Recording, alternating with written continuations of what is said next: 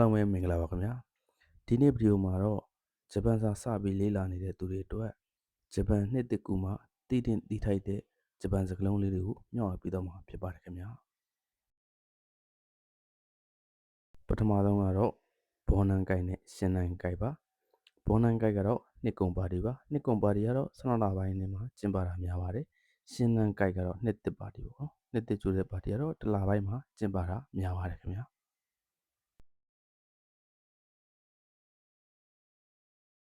ပြင်တော့အိုတိုရှိတာမှာတော့နှစ်သစ်ကူမဟုတ်ဘူးပေါ့နော်တရုတ်လို့ဆိုတရုတ်နှစ်သစ်ကူမှာဆိုအန်ပေါင်လို့ပေါ့မျိုးပေါ့ပြီးတော့နန်းငါကျော်ကကျတော့နှစ်သစ်ကူဆူတောင်းကတ်လေးပေါ့ဒီမှာဓာတ်ပုံထဲမှာမြင်ရတဲ့ကတ်လေးတွေပဲဖြစ်ပါတယ်ဂျပန်မှာဆိုရင်တော့ 7-Eleven တို့Family Mart တို့ဆိုရင်နှစ်ကုန်ကန်လေးသူရောင်းတတ်ပါတယ်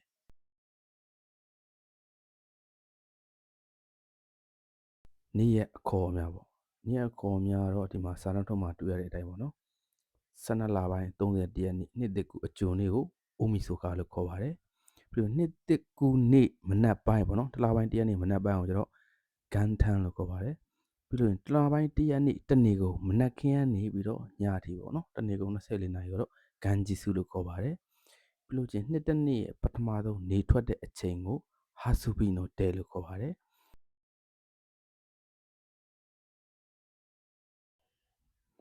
နှုတ်ဆက်တာပါနော်နှုတ်ဆက်တာကတော့2မျိုးရှိပါတယ်နှစ်ကုံနှုတ်ဆက်တာနဲ့နှစ်သစ်ကူနှုတ်ဆက်တာပါနှုတ်ဆက်နည်းလေးကိုကြည့်လောက်ခင်ဗျနှုတ်ဆက်တာအမျိုးမျိုးရှိတဲ့နေရာမှာကျွန်တော်ကတော့အခြေခံအကြဆုံးနှုတ်ဆက်နည်းလေးတွေကိုပဲပြောပြပေးတော့မှာဖြစ်ပါတယ်ခင်ဗျ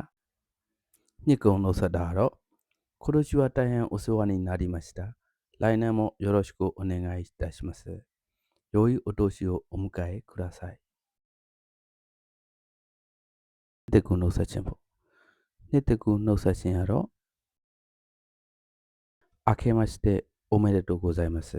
昨年は大変お世話になりました本年もよろしくお願いいたします本年လို့လည်းသုံးလို့ရတယ်လို့今年လို့လည်းသုံးလို့ရပါတယ်ဟုတ်ပြီစားကြပါတော့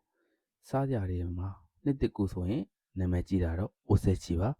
အိုဆက်ချီကတော့တစ်လပိုင်း1ရက်နေ့ကနေ3ရက်နေ့လောက်ထိစားကြပါတယ်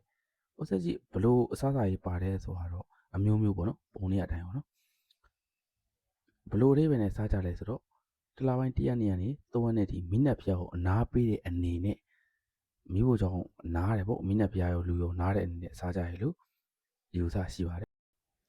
နောက်တစ်ခုကတော့အိုဇိုနီပေါ့နော်အိုဇိုနီသူ့အခြေခံကတော့မီဆိုရှိတူတွေကိုမော့ချီထည့်စားပေါ့နော်ဒါပေမဲ့နေရာဒေသအလိုက်နည်းနည်းလေးကွာသွားပေါ့ကိုကတော့တိတောင်အမှတိုကျိုနဲ့အိုဆာကာဘက်မှာစားတဲ့ပုံစံလေးကိုပြထားတာဖြစ်ပါတယ်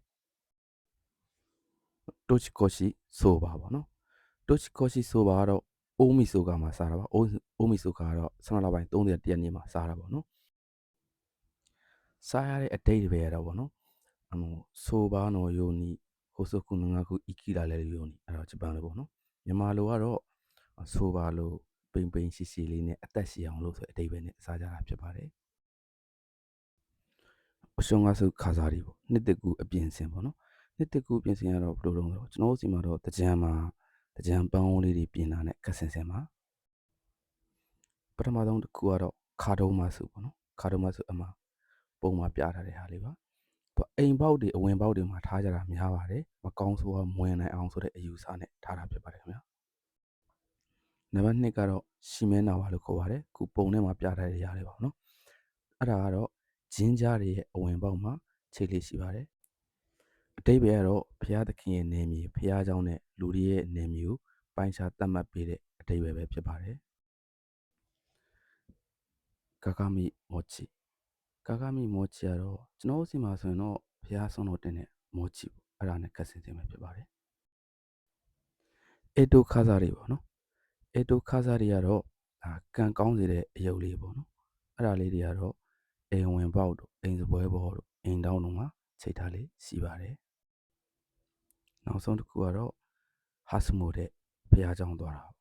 သူတို့တော့ကျင်းကြသွားပေါ့နော်နှစ်တနေ့ရဲ့ပထမဆုံးကျင်းကြသွားတာကိုဟာစမိုတဲ့လို့ခေါ်ပါတယ်ဘိုးမပြုတ်ခင်အလူကံဘုံတွေကိုထည့်တဲ့ပတ်စံကိုအိုဆိုင်ဆန်လို့ခေါ်ပါတယ်ပတ်စံကိုကြအိုဆိုင်ဆန်ပေါ့နော်အလူကံဘုံကိုကျတော့အိုဆိုင်ဆန်ဘာကိုလို့ခေါ်ပါပေါ့နော် ဂျပန်လိုသူတို့ဖျားကိုပြူတာကိုကျတော့စမ်းပိုက်လို့ခေါ်ပါတယ်စမ်းပိုက်ကကျွန်တော်တို့ကျတော့လက်အုပ်ချီပြီးတော့ဥတုံနေချတာပေါ့သူတို့ကကြာမဟုတ်ပါဘူးပထမဆုံးဥညွတ်ပြီးတော့လေးနှစ်ခါပြူပါတယ်ပြီးရင်လက်ခုံနှစ်ချက်တီးပါတယ်ပြီးရင်နောက်ဆုံးအလေးဥညွတ်ပြီးတော့အလေးတစ်ခါပြူပါတယ်အဲ့ဒါကိုဂျပန်လိုဆိုရင်တော့နီလေနီယကုရှုအချီလေလို့ခေါ်ပါတယ်ဖျားဟုတ်ပြုတ်ပြီးဆူတောင်းတာကိုကျတော့နေငိုင်းကုတိုလို့ခေါ်ပါတယ်အိုမီကူဂျီပေါ့မဲနိုင်ပြီးတော့ကိုကံကြမ်းမှာစမ်းတာပေါ့ဒိုးစီမှာဘေးရင်မေးတာနဲ့တော့ကတ်စင်စင်ပေါ့နော်နှစ်မျိုးရှိတာပေါ့နော်ကံကောင်းတဲ့ဟာနဲ့ကံညံ့တဲ့ဟာကံကောင်းတဲ့ဟာကိုကီချီလို့ခေါ်ပြီးတော့ကံညံ့တဲ့ဟာကိုတော့ခူလို့ခေါ်ပါတယ်ကံကောင်းဆုံးကတော့ဒိုက်ကီချီသူပြီးလို့ချင်းကီချီအဲ့ဒါပြီးရင်ဂျူကီချီအဲ့ဒါပြီးရင်ရှော့ကီချီနဲ့ဇူဝဲကီချီအစဉ်တိုင်းဖြစ်ပါတယ်နော်အောက်မှာလည်းကံညံ့တာအတူတူပါပဲ